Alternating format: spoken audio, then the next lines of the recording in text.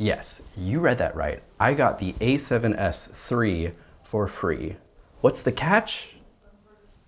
Well, I have to return it tomorrow. Let me explain.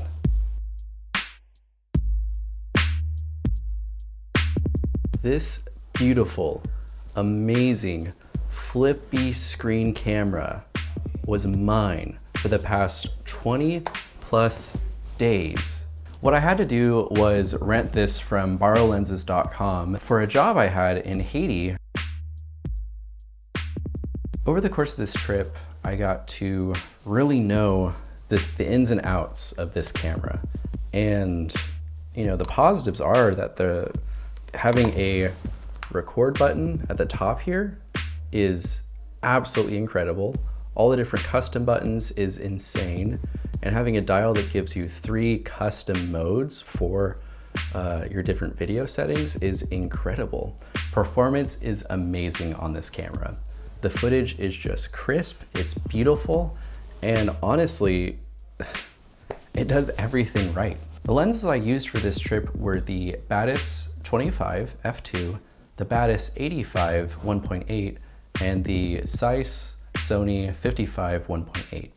The reason why I didn't bring a telephoto lens was because of the weight, and also because what I was coming into for this trip specifically was to take photos, and I prefer to have a camera that can perform really wide open, and the Zeiss Batis line is just so good. The 55 is just so sharp, and I was just overall incredibly impressed with everything I got photo-wise. Now, I wasn't taking photos with this camera, I was taking photos with my a7 III. When I had to use this camera though for photos like say at nighttime or when we just didn't have a situation that was dynamic in a good way, this actually came in very well and performed amazingly, with the only caveat being I didn't like that it was 12 megapixels for photos.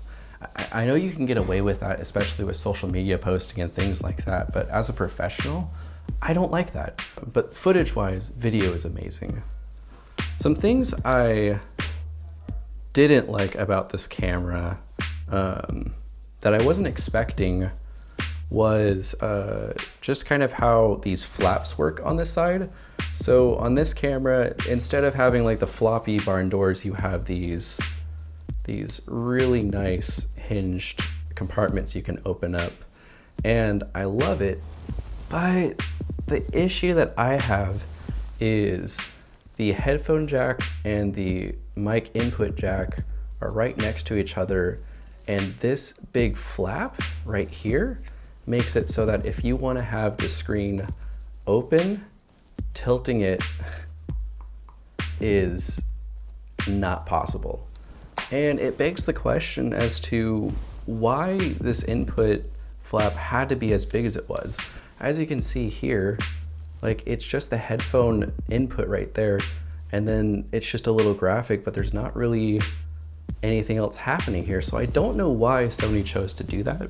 And I think that's a bummer because that little corner pocket right there just catches this, and it made listening in whenever I was doing interviews or doing any other moments that I felt were important to capture with audio a lot more difficult, and I hated that.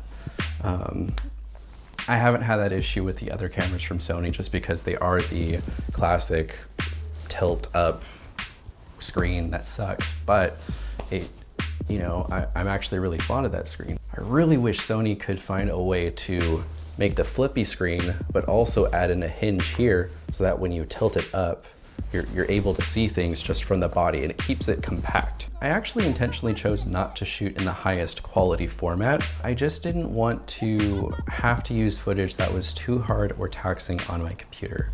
And even still, I have to create proxies for my footage in order to actually edit it in Final Cut. I have found that the best thing you can do when you're in like a documentary format or in mixed lighting formats where you're having to go in and out of sunlight and interiors with very low light is to actually shoot in HLG3. The reason for that being is you get a lot more ISO room for the first noise gate and the second noise gate. And I don't know why this is, but between all the different picture profiles, the Sony camera performs better at different ISO amounts than other ones.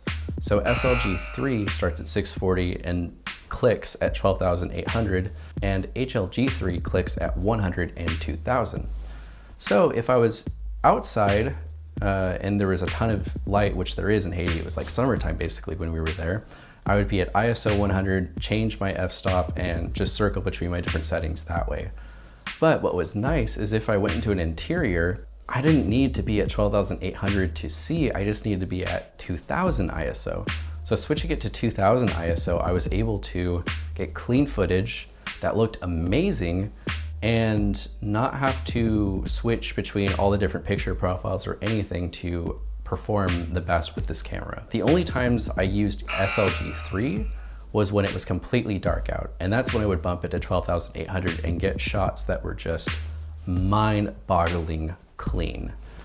I still don't like SLG. I think it's a beautiful format for the people who know how to use it best, but for my needs and for my clients' needs and just for ease of use, in my opinion, HLG3 just performs so well. My suggestions to anyone who is looking to try new gear is to first decide to rent it and either spend that money towards it yourself or have a client that you can talk to, that you can pitch the idea of renting gear to make something truly better for them.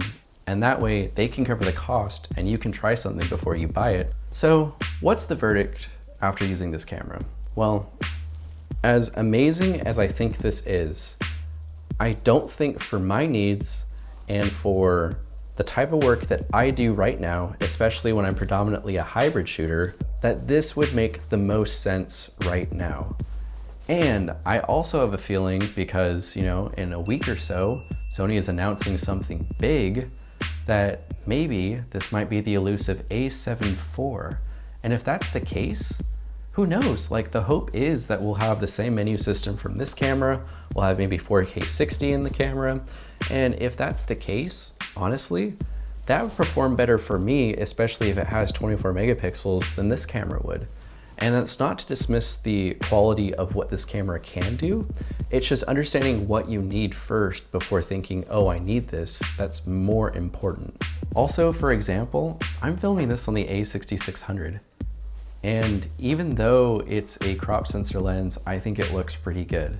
That's my rant, that's my story, and I hope this was informative. I hope that you learned a little bit about what this camera had to offer. And yeah, I don't know when exactly, but I'm hoping to release a film or something, some sort of short doc about the trip, once I've had time to really sift through the footage and tell what the story is that I want to tell. And then, yeah, so stay tuned on that, and I hope to share that with you guys soon. All right, thank you for watching, and I'll see you in the next one. Peace.